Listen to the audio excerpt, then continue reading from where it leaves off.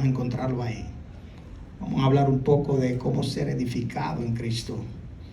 ¿Cuál fue ese propósito que Dios se planteó desde antes de la fundación del mundo para que nosotros entonces tener una iglesia que sea portador de su imagen? De eso se trata el Evangelio. Si podemos entender eso, entonces nosotros vamos a ser eficaces. Entonces podemos ver Efesios 4, versículo 7 en adelante. Vamos a estar leyendo ahí. Efesios 4, versículo 7 en adelante. Y dice así: pero a cada uno de nosotros fue dada la gracia conforme a la medida del don de Cristo.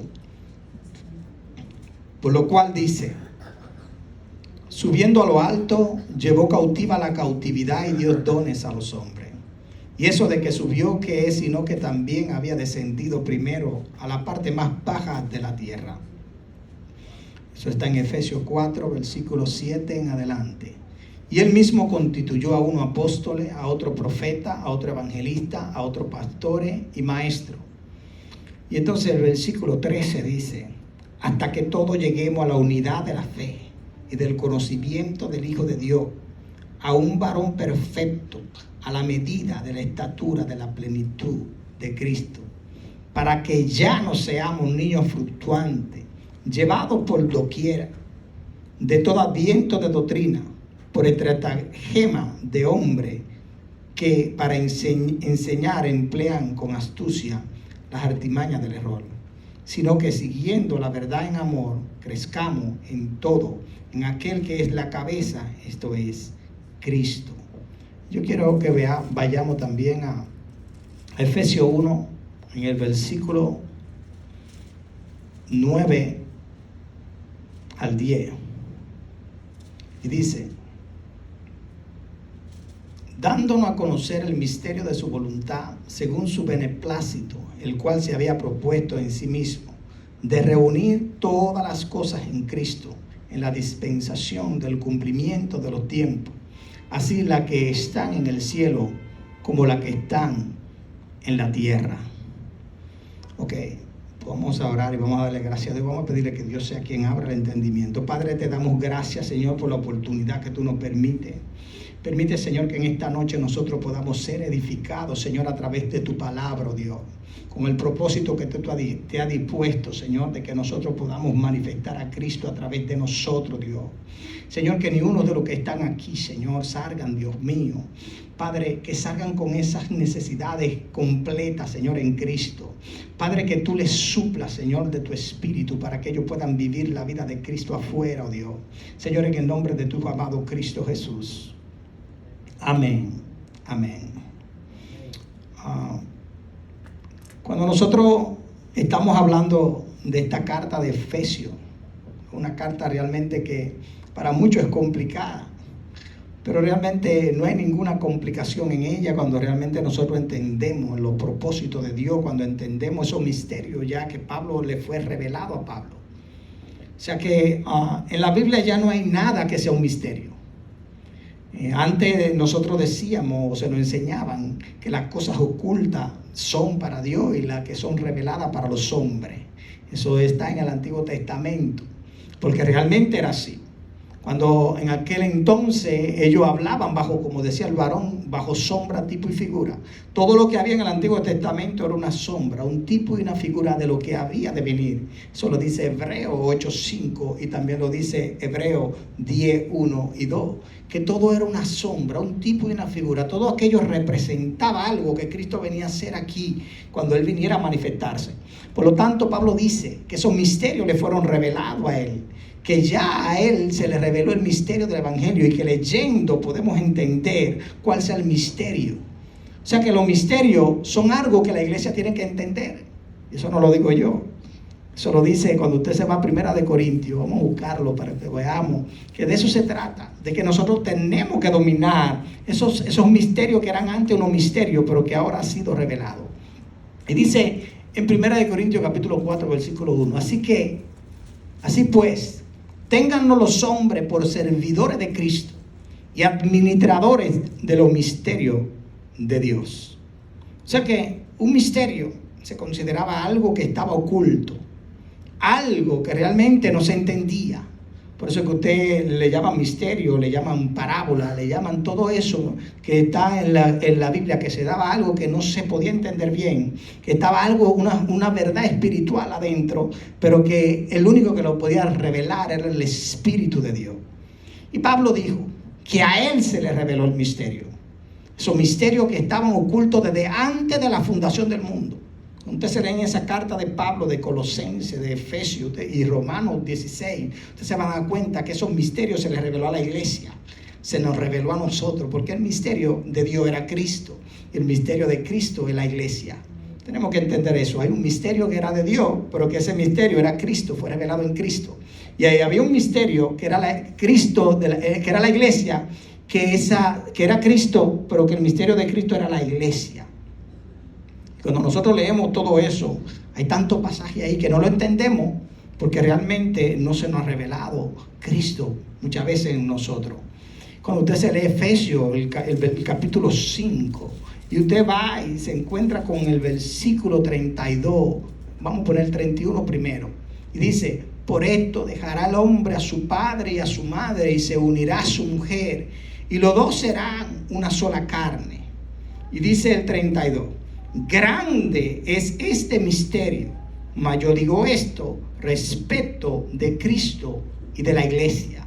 Por lo tanto, cuando dice dejará al hombre a su padre y a su madre y se unirá a su mujer, Pablo está diciendo ahí que eso es un misterio grande, que él está hablando, que no se trata del matrimonio, sino de Cristo y la iglesia.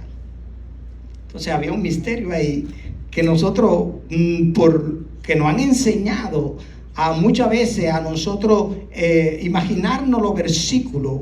No vamos, que cada versículo tiene una interpretación. Pero Pablo ve y está diciendo aquí que ese misterio que está ahí era grande, que se refería a Cristo y la iglesia. Por lo tanto, para entender eso, ahí no hay ningún versículo que nos lo explique. Por lo tanto, usted no puede imaginarse qué es lo que se trata ese misterio. Para usted saber eso, tiene que saber entonces dónde se habló por primera vez de que dejará al hombre a su padre y a su madre. Para entonces entender de qué está hablando Pablo. Y a lo primero que se le dijeron fue a Adán y a Eva. Por lo tanto, la Biblia dice en Romanos 4, versículo 15, es 15, o capítulo 4, 15 o 5, 15, dice que Adán era figura del que había de venir. Por lo tanto, todo lo que se estaba allá era una figura de lo que había de venir. Está diciendo que Adán era una figura de Cristo y Eva era una figura de la iglesia. Cuando empezamos a trabajar en saber ese misterio que dice ahí, que es grande ese misterio, entonces nosotros lo vamos a poder entender entendiendo el propósito de Adán, el propósito de Eva. Todo eso se puede entender. Y eso lo hemos hablado aquí, hemos hablado de ese misterio. Lo hemos podido realmente ver claramente en Adán y Eva. Y se entiende fácilmente. Y Pablo, todo lo que Pablo tenía aquí y que escribía realmente fue una revelación que se le dio del Antiguo Testamento. Pablo no estaba inventando cosas nuevas. Pablo sabía que cuando él veía en 1 Corintios capítulo 10, en los versículos 1, 2, 3 y 4, él decía que la nube que andaba allá, que el maná que caía, que la roca que salía agua y que lo perseguía donde quiera que iban, que era Cristo. O sea, a Pablo se le reveló que todo eso era una sombra, un tipo, una figura de lo que había de venir. O sea, Pablo no estaba inventando. Pablo sabía que ya se trataba de Cristo. Por eso que Jesucristo dice: ustedes escudriñad las Escrituras porque a ellas os parece que está la vida eterna. Y él dijo: y ellas son las que dan testimonio de mí. Y como ellos no pudieron entender las Escrituras, y Jesucristo viene, ellos lo crucificaron, lo mataron. Porque no podían entender que todo lo que se decía ya se trataba de Él. Y ese es el problema entonces que nosotros tenemos. Por eso necesitamos la sabiduría, necesitamos la inteligencia espiritual, la que llega en tu espíritu, que tú puedas conocer realmente a través de las mismas Escrituras para poder entender la palabra. Por eso yo enseño que nosotros no podemos inventar tratando de interpretar versículos. Sino que si usted no ve la interpretación en la misma palabra, usted lo que está es especulando. Y ahí es donde hemos caído en muchos errores. Queremos entonces que veamos que todo lo que podamos entender está en las mismas palabras. Usted no tiene que inventársela. Usted tiene que ver la esencia ahí. El problema está en que cuando los discípulos andaban aquí en la tierra, no había un Nuevo Testamento. No estaba el Nuevo Testamento. El primero que se escribió fue Santiago. Y cuando usted ve en qué tiempo se escribió como en el año 50. Por ahí, en el 49, en el 51, por ahí. O sea que fue después que Cristo murió, como 25 años después que se escribió la primera epístola, que fue la de Santiago. La pregunta es, ¿cómo estos discípulos entonces pudieron vivir la vida de Cristo? Porque no había un libro, no había una Biblia así que pudiera decir, wow, ellos pueden cargar con su Biblia. Todo lo que había eran rollos que estaban en un templo. Y que cuando iban allá, Jesucristo llegó un día y agarraron y sacaron el rollo de Isaías. Era por rollo.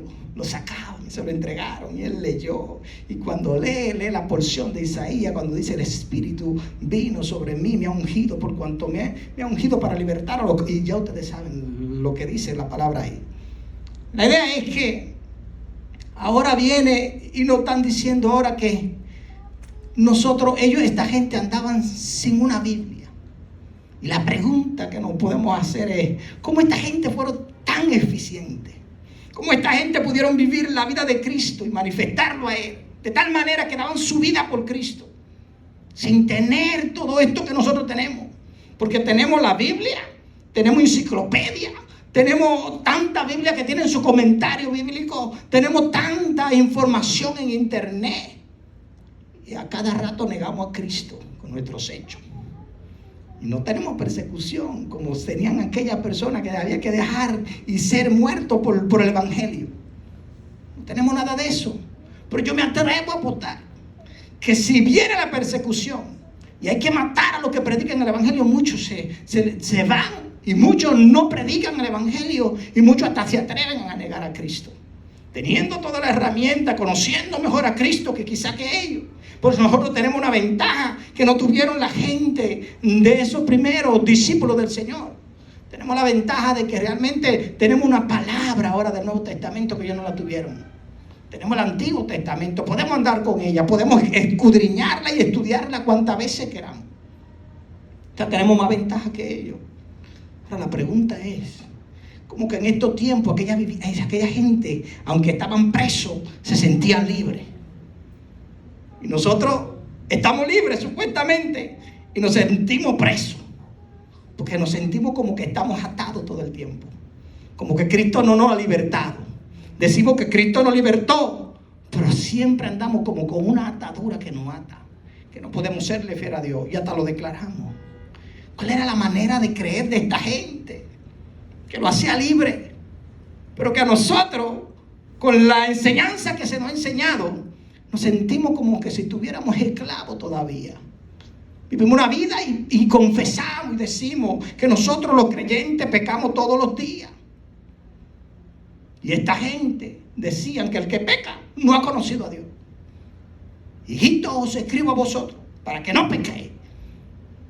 Si pecamos, abogado tenemos. Pero ellos no decían que pecaban todos los días. Pablo dice que en esa cruz fuimos crucificados juntamente con Él para que el cuerpo del pecado sea destruido y que no obedezcamos más al pecado. Romanos 6:6 dice eso. ¿Y cómo es entonces que nosotros nos sentamos? Como que todos los días le fallamos al Señor. Y esa era una pregunta que yo me hacía todo el tiempo, cuando yo vivía en esa mentalidad realmente religiosa. Porque podemos estar en una religiosidad, podremos tener velo todavía en nuestras vidas que nos impide ser libres. Entonces, esta gente que no tenían esa Biblia, ¿cómo se hacían? Esa es la pregunta. Porque cuando un creyente se convierte, el primer requisito de ley que nosotros le damos es: bueno, ya usted se convirtió a Cristo, mi hermano. Si Cristo viene ahora, usted salvo.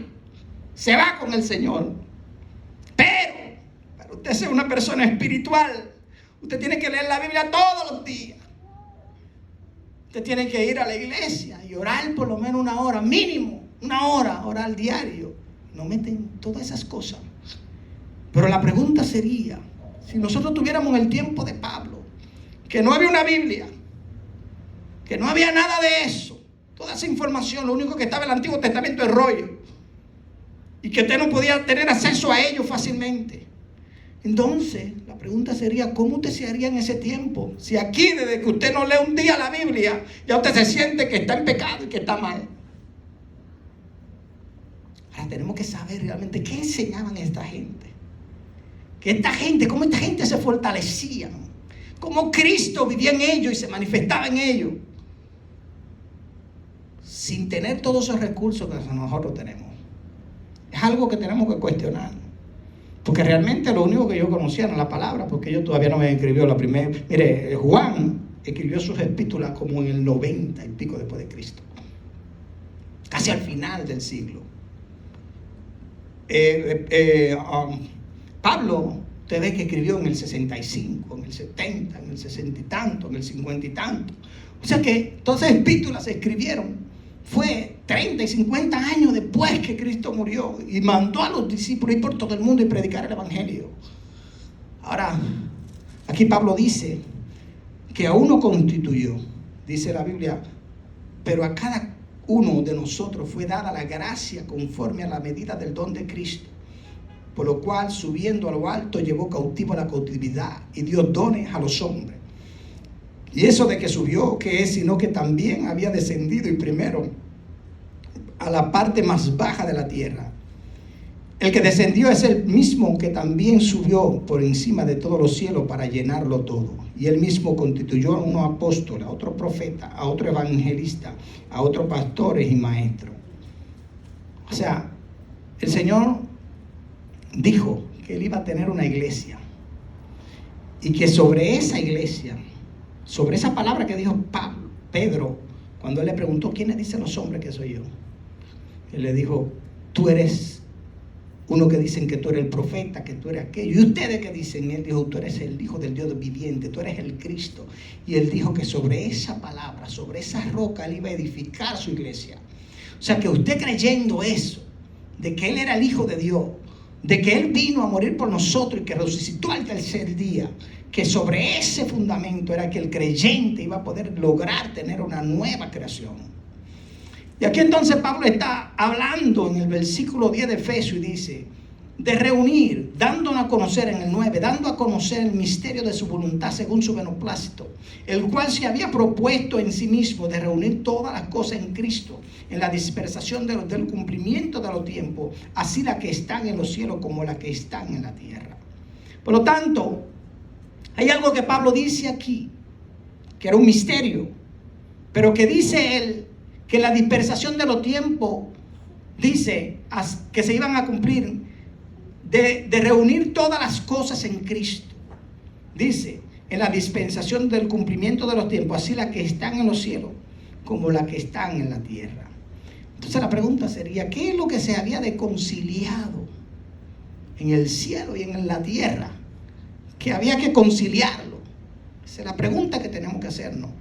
Y para eso entonces nosotros tenemos que saber entonces y ver realmente cuál era el propósito de Dios desde antes de la fundación del mundo.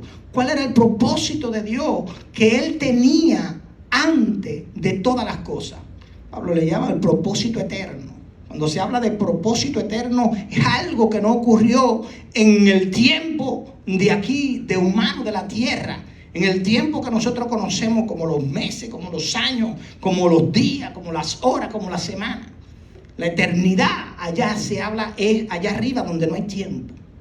Por eso es que el lenguaje de allá era que Él era Rey de Reyes por los siglos de los siglos. Él era el principio y el fin, el alfa y la omega. Él era todo eso, la eternidad, por la eternidad hasta la eternidad. O sea que Él no tenía tiempo. En esa eternidad fue que Él concibió a la iglesia. Y eso era lo que a Pablo se le reveló. Que la iglesia está mucho antes de que nosotros fuimos creados. Estaba en el corazón de Dios. Y por eso es que cuando Dios decide hacer al hombre a su imagen y semejanza, Dios ya tenía un propósito con él. Y ahí es donde nosotros podemos entender que cuando Dios agarra a Adán, dice que lo crea a imagen y semejanza de él. Crearlo a imagen y semejanza era un propósito, pero también había otro propósito, era que Él subyugara toda la creación, que ellos pudieran gobernar toda la creación, tenían la autoridad de Dios para eso. Había una autoridad que se le había dado. Ahora, Dios pone un árbol del conocimiento del bien y del mal y pone un árbol de la vida. Eso representaba algo y tenemos que entenderlo para saber realmente cómo era que iba a funcionar el hombre, cómo era que el hombre realmente podía representar a Dios, cómo era que realmente el hombre podía cumplir ese propósito eterno de Dios. Ahora, cuando hablamos de propósito, nosotros tenemos que entender cuál es el propósito de Dios. Eso es algo interesante porque muchas veces nosotros creemos que el propósito de Dios es, bueno, varón, ¿cuál es el propósito de Dios? El propósito de Dios es venir aquí a la tierra, morir por nosotros para salvarnos a los pecadores y que tengamos vida eterna. Y que nosotros le prediquemos a todo el mundo para que la gente se salva. Y entonces podemos decir que ese no es el propósito, es parte, pero no es el propósito. Porque cuando Dios crea al hombre, Él no lo crea perdido. Él lo crea desde antes de la fundación. Él lo crea con un propósito. Por lo tanto, ya su propósito está definido y lo crea perfecto. Y dice que cuando lo creó, era bueno en gran manera. Por lo tanto, el hombre tenía la imagen de Cristo, tenía la imagen de Dios, tenía la semejanza de Dios y estaba cumpliendo totalmente el propósito. Estaba bien. Ahora Dios le pone un árbol del conocimiento del bien y del mal y le prohíbe que coma de ese árbol. Pero también le pone un árbol de la vida. Y todos árboles representan algo que debemos entenderlo para que nosotros sabemos. Por eso es que los jueves empezamos un estudio donde vamos a hablar del hombre natural. Dijimos que hay dos clases de hombre. Un hombre puede estar en Adán o puede estar en Cristo. Pero tenemos que entender cómo funciona este hombre después que cayó. Cómo era que tenía que funcionar antes de caer, pero después que cayó, cómo funciona y qué tuvo que hacer Cristo para restaurar eso. Si no entendemos eso, vamos a ser ineficientes. No vamos a poder realmente llegar a esa conclusión. Por lo tanto, cuando Dios puso dos árboles ahí, uno que representaba el árbol del conocimiento del bien y del mal, dice la Biblia que si comía de ese árbol, de cierto moriría. El problema es que habían dos árboles. ¿Cómo es que al hombre no se le ocurrió comer del árbol de la vida? Y realmente se acerca al árbol del conocimiento del bien y del mal. Este árbol representa a Satanás, pero el de la vida representa a Cristo. Y era bien interesante, porque el hombre solamente tenía imagen de Dios, semejanza de Dios, pero no tenía la naturaleza de Dios, que es la que nosotros tenemos, la iglesia. Ahora, él podía alcanzar la naturaleza de Dios si comía del árbol que representaba la vida. Se lo voy a demostrar que eso era así. Porque cuando ellos comieron del árbol equivocado, ellos tuvieron otra clase de naturaleza. Y dice que entonces el enemigo fue que entró a su vida. Por eso es que la Biblia dice que cuando el Espíritu de Dios, cuando el Espíritu del hombre, cuando el Espíritu sale del hombre, el Espíritu inmundo sale del hombre. Quiere decir que lo que hizo, que cuando ellos comieron de ese árbol, lo que hizo que le dio acceso al enemigo a poder entrar a su vida, dominar su mente, dominar su corazón. Y eso fue lo que pasó cuando se lee Efesios 2, te lo dice. Dice ahí Efesios 2, en capítulo 1, versículos 1 y 2, dice: y Él os dio vida a vosotros cuando estabais muertos en vuestros delitos y pecados, en lo cual anduvieron en otro tiempo, siguiendo la corriente de este mundo, conforme al príncipe de la potestad del aire, el espíritu que ahora opera en los hijos de desobediencia. O sea que esa maldad que se metió dentro del hombre, esa carnalidad que Pablo menciona en el capítulo 7, que el querer hacer el bien estaba en ellos, pero no el hacerlo. Eso fue porque hubo un dominio que tuvo Satanás sobre el ser humano. El hombre quedó en ese dominio del ser humano, quedó en que el enemigo podía se le entregó esa autoridad y esa potestad que ellos tenían, que Dios le había dado a ellos, se lo entregó a Satanás. Por eso que ustedes ven ahora, si ellos hubiesen comido del árbol de la vida, iba a suceder lo mismo que sucedió cuando comieron del otro árbol. Quien debe meterse en una naturaleza de pecado, se le iba a meter una naturaleza de Dios. Se le iba a desarrollar la parte espiritual de tal manera, porque representaba la comida que representaba a Cristo. Por eso que ustedes ven que cuando Cristo viene a la tierra, dice: yo soy el pan de vida, yo soy el árbol de la vida, yo soy la vida, yo soy el camino, la verdad y la vida.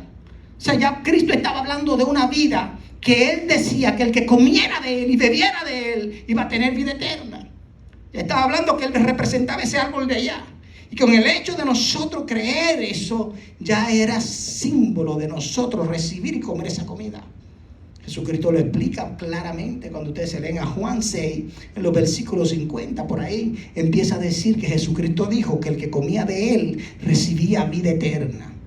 La gente se quedaron atónicos porque decía, ¿cómo es que yo voy a comer de ti, voy a recibir vida? No entendían. Y Jesucristo le dijo, mi palabra que yo he hablado son espíritu. Si ustedes la creen, ustedes van a recibir ese espíritu como comida, como centro de alimento en su vida, de tal manera que ustedes van a recibir vida eterna. Y de eso se trataba. Jesucristo todo el tiempo hablaba de eso. Por eso es que es bueno entender cuál era el propósito de Dios. Entonces ya, cuando Dios lo creó para que tenga la vida eterna, lo creó realmente para que tuviera semejanza de Dios, para que lo manifestara a Él. Y todo se trataba de manifestar a Cristo. Ni siquiera el propósito éramos nosotros, sino que nosotros íbamos a tener una semejanza de uno que estaba allá arriba, que se llamaba Cristo. Por eso es que todo se trata de Él. Ahora, ¿cómo nosotros sabemos eso? La misma palabra nos los enseña. Cuando usted ve a Romanos 8:29, Romanos 8:27, 28 y 29, le da realmente ese propósito. Romanos 8:28 dice, y sabemos que a los que aman a Dios todas las cosas le ayudan a bien. Esto es a lo que conforme a su propósito son llamados. O sea que cuando está hablando su propósito no es el propósito de usted. Por eso lean bien. Y sabemos que a los que aman a Dios, todas las cosas les ayudan a bien. Esto es a lo que conforme a su propósito son llamados. O sea que todo lo que le pasa a usted le ayudan a bien porque hay un propósito de Él que Él te quiere llevar. No es que tú tienes un propósito, Dios tiene un propósito contigo y diferente al del hermano. No. Recuérdense que se está edificando una iglesia y que los 5 ministerios son para la edificación del cuerpo de Cristo. Por lo tanto, todos se tienen que concentrar en un solo edificio. No me venga usted que ahora usted tiene una visión diferente a la de Cristo, a lo que es el propósito de Dios. O sea, tenemos una visión. Y la visión es que todos se concentren en algo que Dios tenía establecido desde antes de la fundación del mundo, que el hombre perdió por comer del árbol equivocado y ahora Dios quiere restaurarlo nuevamente. Por lo tanto, el propósito te dice en el 8:29, dice, a lo que antes conoció, también lo predestinó para que portara su imagen y sea el primogénito entre muchos hermanos. Por lo tanto, el propósito de Dios, que todo lo que a los que aman a Dios todas las cosas le ayudan a bien, esto es lo que conforme a su propósito son llamados. El 29 te dice, a lo que antes conoció, también lo predestinó para que portara su imagen. O sea que todo lo que te está pasando a ti, tú tienes que entender que es algo que Dios está haciendo para que tú puedas portar la imagen de Cristo, para que te parezca más a Él, para que nosotros seamos el primogénito, para que Él sea el primogénito entre muchos hermanos. Eso es lo que dice la Biblia. Por lo tanto, todo se trata de Cristo, de hacernos portar la imagen de Él. Por eso es que cuando Él habla de mandamiento, Él dice, un mandamiento nuevo os doy, que os améis los unos a los otros. Por lo tanto, Dios está llevando ya un propósito, que el propósito de Él es que todos nos amemos, que lo amemos, que nos amemos los unos a los otros. El problema es que tenemos el propósito bien dilocado. Cuando nosotros no tenemos el propósito completo, ¿ok? La salvación es el primer paso. Vamos a poner que hay un plan del 1 al 10. Para cumplir el propósito de Dios, el primer paso es salvarnos. Porque tiene que hacer una nueva creación. O sea que es una verdad. Pero usted no puede enfocar como que la verdad es salvarnos. Porque Él no nos hizo perdidos, nos hizo salvos. Por lo tanto, Dios hace el primer paso a través de Cristo, que nos rescata, que nos salva, que nos da una nueva vida, que nos da realmente la vida de Cristo en nuestra vida y nos capacita para que nosotros podamos seguir el propósito que Él se dispuso, que es que nosotros lo manifestemos a Él. Y cuando usted se lee aquí en Efesios 4, usted se da cuenta que el versículo 13 dice, hasta que todos lleguemos a la unidad de la fe y del conocimiento del Hijo de Dios, a un varón perfecto a la medida de la estatura de la plenitud de Cristo. Y si ustedes se leen otro versículo que hay aquí en Efesios 2:10, dice, porque somos hechura suya, creado en Cristo Jesús para buena obra, la cual Dios preparó de antemano para que anduviésemos en ella. Por lo tanto, todo Dios, lo que Dios hizo con el ser humano fue prepararnos a nosotros para que lo que se manifestaba en el cielo se manifestaba en la tierra. Por eso que usted ven el Padre nuestro que dice, Padre nuestro que estás en los cielos, santificado venga tu reino. Y después dice, hágase tu voluntad en el cielo, en la tierra, como en el cielo. Y la pregunta que nos haríamos, ¿cuál era la voluntad del cielo? ¿Qué voluntad se hacía en el cielo? Porque si usted se pone a pensar, usted puede decir que los ángeles no son los más indicados para nosotros ser como ellos. Porque ellos también le fallaron a Dios. Y la tercera parte de los ángeles cayeron. Por lo tanto, no era la razón por la cual nosotros podíamos ser un modelo. Ahora, cuando Jesucristo habla en Juan 17, usted puede ver que lo que se estaba hablando, del modelo que se estaba hablando allá, no era de los ángeles. Antes de Dios crear todas las cosas, dice la Biblia que ellos estaban ahí. Por eso Jesucristo empieza diciendo, Señor, como esa gloria que teníamos tú y yo desde antes de la fundación del mundo. Señor, que ellos sean uno, así como tú y yo somos uno, que ellos puedan portar esa gloria. Y empezó a darle el ejemplo allá cuando estaba la eternidad, que no existía nadie, que no se había hecho los cielos y la tierra, que Dios estaba allá con el Padre y el Hijo y el Espíritu Santo y era lo único. Ellos no estaban allá solos, como que podían decir, ay Señor, estamos aquí solitos, tú sabes, como que necesitamos una criatura que nos adoren, crear una criatura porque nos sentimos aquí como un vacío. No, ellos se sentían bien con ese amor que había entre el Padre, el Hijo y el Espíritu Santo. Ellos estaban completos. Pero ellos no fueron egoístas y dijo, nosotros tenemos que crear una criatura que porte la imagen de nosotros y pueda manifestar esto que nosotros manifestamos aquí. Y léanse el capítulo 17 para que ustedes vean que ahí está la esencia realmente del plan de Dios. El plan de Dios desde el principio era que la creación que Él creara en nosotros fuera uno con Dios. Que era la casa donde Dios quería morar. Dios quería formar una casa donde Él pudiera habitar. Y eso no lo pensó en los ángeles, no lo pensó en ninguna criatura, sino que lo pensó en la criatura del hombre. ¿Usted sabe lo que Dios quería habitar en el hombre? Y que ese hombre pudiera portar la imagen de Él. Fue la única criatura que Él portó, que Él hizo así. Y ustedes ven que por todas las escrituras se habla de eso. Se habla de una casa que Él quería que se construyera. Por eso era que en el Antiguo Testamento había sombra, tipo y figura de todo eso. Había un tabernáculo que se creó, porque ese tabernáculo tenía tres partes, igual que el hombre. Ahí tenían el atrio, tenían el lugar santo y el lugar santísimo. En el lugar santísimo descendía el Espíritu de Dios, descendía la gloria de Dios. Eso representaba, la Biblia Pablo dice que eso representaba nosotros que íbamos a ser la iglesia. Y no entendemos eso. Nos quedamos siempre con la sombra. Así estamos siempre venerando las cuatro paredes y diciendo este es el lugar santo, donde usted no entiende que usted es la iglesia y que el lugar santo está en usted porque Dios hizo una nueva creación en su espíritu para que usted pudiera tener la gloria de Dios. Cuando estamos claros de ese evangelio, que Pablo dice que era un misterio, pero que ahora se le reveló a él y se le reveló a los santos, nosotros podemos entender ahora quiénes somos nosotros, lo importante que somos. Si usted sabe que se va con... Mire, si su mentalidad es que el propósito de Dios es salvar las almas, usted sabe lo que usted va a hacer. Usted se va a concentrar en salir a predicar en las almas y salvarse usted mismo. Y ahí para usted salvarse, usted entiende que es que usted tiene que hacer muchas cosas para Dios. Por lo tanto, su mentalidad va a ser esa. Ahora, cuando usted sabe realmente que el propósito de Dios era que usted portara su imagen, y que donde quiera que usted iba, usted lo iba a representar, usted se puede sentir entonces con gozo. Porque ese es el problema. El problema es que cuando a nosotros se nos dice que el primer lugar es Dios, mire varón, usted se convirtió. Pero varón, usted sabe que ahora, para usted mantener esa salvación, usted tiene que hacer esto, tiene que hacer aquello, tiene que hacer lo otro. Y se le pone un marco de imagen, se le pone como un nivel, que si usted no se ve en ese nivel, entonces usted siempre se va a sentir que está mal. Usted tiene que estar seguro de que siempre Dios sea el primer lugar. Se nos dice eso y suena bonito, que Dios sea el primer lugar, pero ni siquiera es bíblico. Porque la Biblia nunca se menciona que a Dios hay que darle un primer lugar. Porque inmediatamente usted ponga un rango de primer lugar, usted está diciendo que hay un segundo que no tiene importancia para Dios, y un tercero, y un cuarto, y un quinto. Por eso es que Pablo no hablaba de un primer lugar. Pablo decía, para mí es vivir a Cristo y morir también. Pablo no evaluó a Jesucristo como un primer lugar. Él sabía que toda su vida tenía que ser para Cristo. No hay un segundo lugar, no hay un tercer lugar, no hay un cuarto lugar. Tenemos un lugar y es todo para Cristo.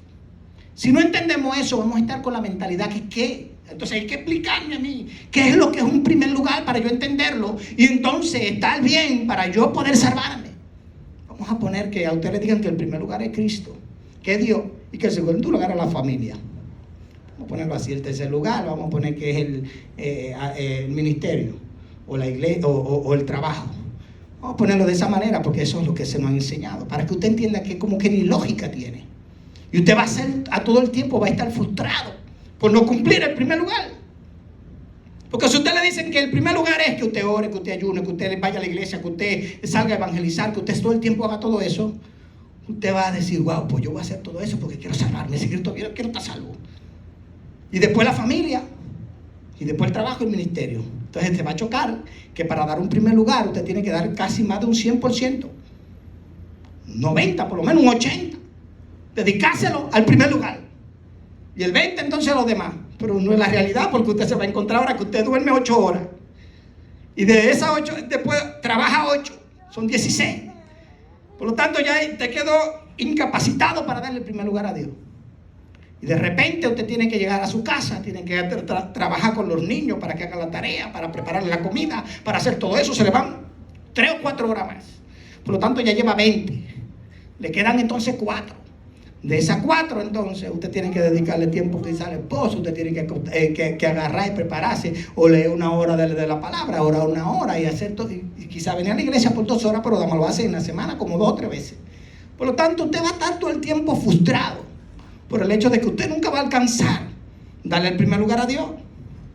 Y ahí es donde está el problema, porque esa mentalidad entonces nos deja a nosotros con un estado de culpabilidad todo el tiempo, que nos sentimos que no damos el gasto para Dios, y por eso es que andamos siempre diciéndole a los hermanitos, varón, quiero que ore por mí. Y yo les pregunto, ¿y por qué, varón? No, varón, es que estoy en un trabajo que me está quitando todo el tiempo de Dios, un trabajo 9 horas, y entonces yo quiero que usted ore para que Dios me dé otro trabajo para yo poder dedicarle tiempo a las cosas espirituales, porque estoy en las cosas seculares. Suena lindo, ¿verdad? Va a estar todo el tiempo frustrado. Ahora, cuando usted entiende que el propósito de Dios es manifestarlo a Él, y cuando usted entienda que lo que Jesucristo hizo en la cruz por usted, cuando usted lo aceptó y que lo hizo una nueva creación, que usted ahora es un hombre natural, que usted ahora es un hombre pecador, que usted ahora recibe una nueva creación y que Dios se le metió por dentro, usted sabe que ahora usted es un hombre espiritual, que tiene la naturaleza de Cristo, que lo dice la Biblia. Juan 1:13 dice que nosotros no somos creados ni de carne ni de sangre, sino de Dios. Y Pedro dice que nosotros tenemos la naturaleza divina. Por lo tanto, usted tiene una nueva creación que se metió adentro por Él. Y 1 Corintios, capítulo 6, versículo 17, dice que nosotros somos un espíritu con Cristo. Por lo tanto, cuando usted entienda que nosotros somos espirituales por lo que Cristo hizo en nuestras vidas, por lo que se metió dentro de nosotros, usted no va a estar buscando espiritualidad, sino que usted sabe que ya es espiritual por lo que Él hizo. Ahora usted sabe que el propósito de Dios es amarlo, manifestarlo a Él. Por lo tanto, usted ahora no va a pedir que lo saquen del trabajo. Usted va a decir, Señor, yo quiero orar ahora, porque yo quiero que en el trabajo que yo tengo nuevo ahora, yo pueda hacer luz en medio de las tinieblas. Y estoy haciendo un trabajo tan espiritual que cuando yo estoy orando y ayunando y leyendo la palabra, o metió 21 días en ayuno y oración, ese trabajo que estoy haciendo ahí, en medio de las tinieblas, mostrando y manifestando a Cristo, es tan espiritual que como cualquiera de esas cosas que hacemos. Yo no estoy diciendo que está mal orar, no estoy diciendo que está mal que no ayune, ni que lea no, yo no estoy en contra de eso, al contrario. La vida del creyente debe ser 24/7 en oración, no 1 hora. Es todo el tiempo en oración, dice Pablo. Por lo tanto, cuando estamos conscientes de lo que somos, de que somos un ser espiritual, usted lo único que tiene que hacer ahora es cambiar su manera de pensar, ser transformado mediante la renovación de vuestro entendimiento para que podáis comprender cuál sea la buena y perfecta voluntad de Dios. Ahora se ora diferente. Ahora usted no viene a hacer una hora de oración para ser espiritual, como se le había dicho. Ahora usted ora porque usted es espiritual. Por lo tanto, usted no va con una mentalidad de buscar espiritualidad. Usted sabe ahora que cuando usted no era cristiano, usted no oraba, porque no había nada por dentro que lo motivara a orar. No había una nueva creación que pudiera conectarse con Dios. Por eso es que ahora cuando usted ora, usted va a orar porque sabe que es espiritual. Y en esa hora de oración, usted no va a perder su tiempo pidiéndole a Dios que lo haga espiritual y que le quite la carnalidad, porque eso ya lo resolvió en la cruz del Calvario. Usted lo que tiene que creerlo por fe, para que Cristo pueda obrar poderosamente, como decía Pablo, en vosotros. Si entendemos eso, nos vamos a librar de muchas cosas. Y vamos a entender que toda nuestra vida se trata de manifestarlo a Él. Ahora, cuando usted esté en su trabajo, usted no va a sentir que usted tiene una carga, porque hoy son 9 horas de trabajo y no ha podido estar en comunión con Dios. No, usted va a saber que usted está en comunión con Dios porque Él se metió en usted. Usted es un espíritu con Él. Y que usted ahora puede manifestar ese amor a través de lo que están ahí. Usted está haciendo el propósito de Dios. Usted se va a sentir útil en el Señor. Mientras usted no tenga esa mentalidad, usted se va a sentir inútil. Porque usted va a sentir que usted lo que tiene que estar en 4 paredes, viniendo a buscar de Dios y tratando de hacer cosas espirituales para usted entonces permanecer bien y salvo. Por eso que cuando usted se ve que usted no ora de la horita, o que usted no lee la palabra, o que usted no visita la iglesia, usted le preguntan cómo usted está, varón o hermana, dice, estamos mal, varón, porque usted no está en el estándar que se le dijo que tenía que estar haciendo las cosas espirituales. Pero cuando usted sabe que lo que Dios lo metió por dentro, que se metió por dentro de usted, que eso lo conecta en 24/7, que donde usted está en el trabajo, usted está clamando, Señor, mira, quiero decirle 2 o 3 cosas a alguien por aquí que me hizo esto, pero hay algo en el espíritu que te está diciendo, no así, no ora por ello, o ve, dile de esta manera, o ve, háblale bien, o ve, dile que tú lo amas. Entonces usted va a saber que usted está clamando a Dios, que usted está buscando dirección. De eso se trata el Evangelio. Cuando Romanos 8:14 dice, los que son guiados por el Espíritu son hijos de Dios. Entonces todo se trata de saber cómo operar en el Espíritu. Hay alguien que nos guía en el Espíritu para que nosotros podamos hacerle caso a esa voz y no estar en esa mentalidad realmente. Porque ahora yo le digo a la gente, yo no vengo a la iglesia para buscar presencia. Eso está equivocado. Venga, mi hermano, vamos al frente, vamos a orar para buscar la presencia de Dios. No, yo adoro porque tengo presencia. Y cuando adoro, la presencia que está dentro se manifiesta. Entonces se manifestó algo que estaba dentro, no que cayó. Eso caía en el Antiguo Testamento, ahora está dentro de usted y se manifiesta para afuera. Por lo tanto, vamos a venir con la mentalidad correcta. Vamos a creer lo que Cristo hizo en la cruz. Porque el Evangelio se trata de la fe en lo que Cristo hizo. Por eso Pablo dice en 1 Corintios capítulo 2, versículo 12, que Él nos dio el Espíritu para que nosotros conozcamos lo que se nos ha concedido. Usted tiene que tratar de que usted empiece a saber lo que se le concedió, para que usted no esté buscando cosas que ya usted tiene. Usted imagina que está mi lapicero, ¿quién me lo cogió? ¿No le ha pasado a usted alguna vez? El lapicero, ¿quién lo tiene? ¿Quién me lo cogió de aquí? Sí, uno que tiene 3 colores o 4. Pero usted lo tiene ahí. Yo como, ay, escúcheme, sí, ok. O sea que usted estaba buscando algo que estaba en su vida ahí. Y eso nos pasa a los creyentes muchas veces. Si no sabemos lo que tenemos, lo que somos en Cristo, vamos a estar siempre buscando cosas que ya Cristo hizo por nosotros. Pero cuando sabemos lo que Cristo hizo en nosotros, ya nosotros nos concentramos en el propósito de Él y no en el propósito quizá de nosotros en nuestro esfuerzo. Por eso que los hermanos se ven en bendición cuando están pagando el precio en silicio, cuando están haciendo cosas para Dios, se sienten que están en victoria. Si no están haciendo nada de eso, estamos en derrota. Eso es una mentalidad que si no la cambiamos, porque todo se tiene que hacer por amor, no por una ley que nos obligue a hacer cosas. Por eso que yo aquí, ustedes no van a ver que estemos cantando un coro, vamos a colectar las ofrendas. Las ofrendas tienen que venir de allá, desde su casa. Voy para la iglesia y voy a llevar una ofrenda al Señor. Lo que Dios ponga en su corazón, pero usted no tiene que venir a que lo estén motivando para dar una ofrenda. Aquí nadie va a ver eso. Y tenemos casi año y pico. Y nosotros no ponemos una bandeja ni cantamos un coro. El que vino con su ofrenda de su casa, con su corazón y la trae, se recibe y se la dan al tesorero. Y ya, aquí usted no se va a perder porque diezme o porque no ofrende. Usted puede perder la bendición. Quizá que Dios dice a través de cuando usted lo hace generosamente, porque si lo hace por obligación tampoco va a recibir bendición. Por lo tanto, nosotros generosamente sabemos que hay una responsabilidad que Dios pone en el corazón, y lo que pone en el corazón me dejo de guiar por el Espíritu y lo hago. De eso se trata el Evangelio. El Evangelio no puede ser una carga para el creyente. Lo único que salva es Cristo en la cruz del Calvario. Usted creer que ya Él murió por usted, que le perdonó su pecado, que tiene una nueva creación, que debe aprender a andar en ella. Porque si no sabe andar en ella, entonces usted va a ser inoperante en los caminos del Señor. Y por eso es que estamos en los jueves enseñando ahora. Vamos a estar enseñando cómo funciona el hombre natural, el hombre espiritual, y vamos a saber también cómo el hombre carnal, Nada más hay dos hombres. El natural, el espiritual.